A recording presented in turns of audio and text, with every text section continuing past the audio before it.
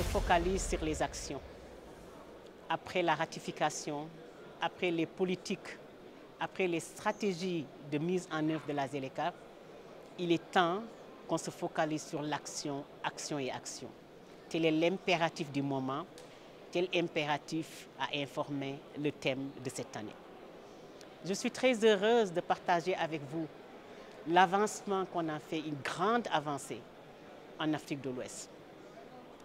Parmi les 15 pays, les 14 pays ont formulé une stratégie nationale de ZLECAf.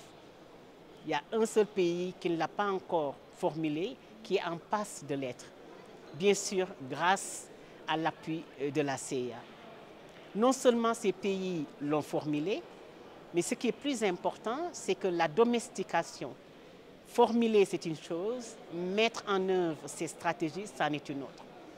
Et la plupart des pays, je peux dire 12, sont en train de mettre en œuvre leur stratégie, c'est-à-dire des projets transformateurs inscrits dans la stratégie qui permet l'accélération de la ZLECAf. Ce qui est important de noter, c'est que vu la jeunesse, la majorité bien sûr de la population, plus de 60% est constituée de jeunes et des femmes, il fallait mettre l'accent sur ces jeunes-là.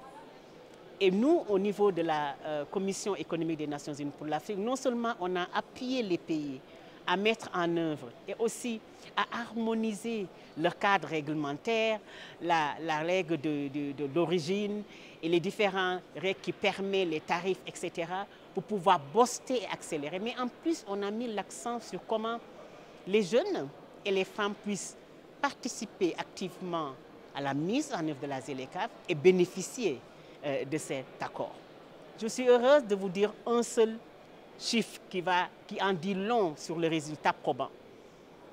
Plus de 400 entrepreneurs jeunes et femmes sont inscrits dans notre plateforme qui s'appelle la plateforme B2B, qui permet de mettre en commun ces différentes entreprises dans le cadre de la ZLECAf et pouvoir appuyer les chaînes de valeur et l'accès au marché. Plus de 400. Nous sommes non seulement optimistes, mais nous croyons fortement que dans les années qui viennent, la promesse de pouvoir sortir 30 millions de pauvres en Afrique, la promesse de pouvoir créer de la richesse de 2500 milliards de dollars, et j'en passe, sera une réalité.